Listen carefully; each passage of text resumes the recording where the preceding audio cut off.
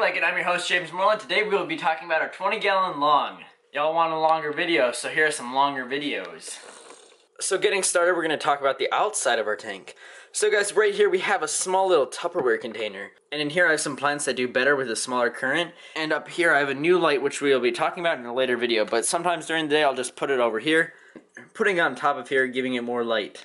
So guys, you can see the lighting situation is kind of messed up right now. We have a USB light on the right, which is pretty cheap, and it's being replaced by this grow light on the left, which I actually got another one for, so it's going to even out the tanks together. On the back we have a Marina filter. We actually have a video about that. You guys can check that out right now. But now talking about the tank, our substrate we have is just regular play sand, and on top of that we have some black sand from Petco. And the rocks I got were actually from outside.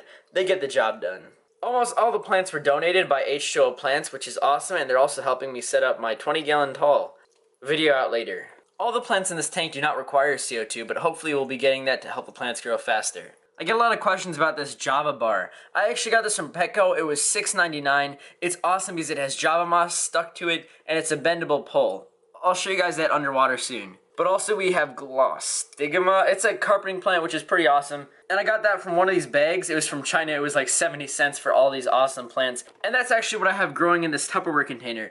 When I tried planting them, they didn't grow, but when I just left them in here, they grew randomly. So you'll see some random ones floating around in the tank that I just grab up and stick them into the substrate. But they add a new look to the tank, and they're actually growing fairly well, especially since I'm using this awesome fertilizer from H2O Plants, along with some root tabs in this tank. Again, guys, check them out down below. When you use the link down below, you guys get 10% off your next purchase. And guys, this Java Fern ball is surrounded by some cool driftwood, which is actually just sticks from outside that I bleached and also boiled. And then we also have an adjustable heater in the back. But now time for inside the tank. Most of our population is just fry.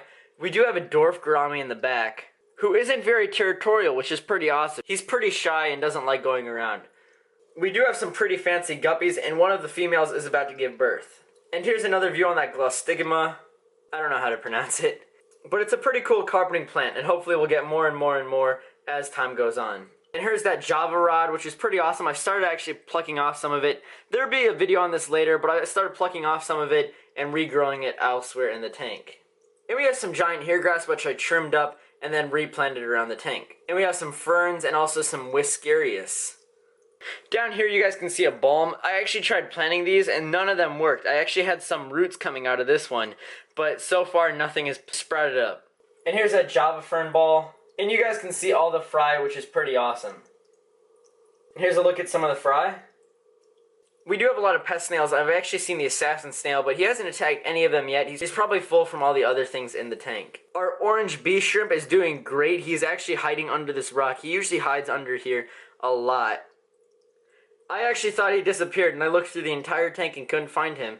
But I actually looked under here. Hopefully you guys will be able to see him. But he hides under there, which is pretty cool, along with some other shrimp. The shrimp really like this bar, which is pretty cool. But I really love this tank. I love looking at all the green. It's pretty awesome. Then this is definitely my show tank. And here's that light. So guys, if you want to see a video like this on our 10-gallon, make sure you drop that down below.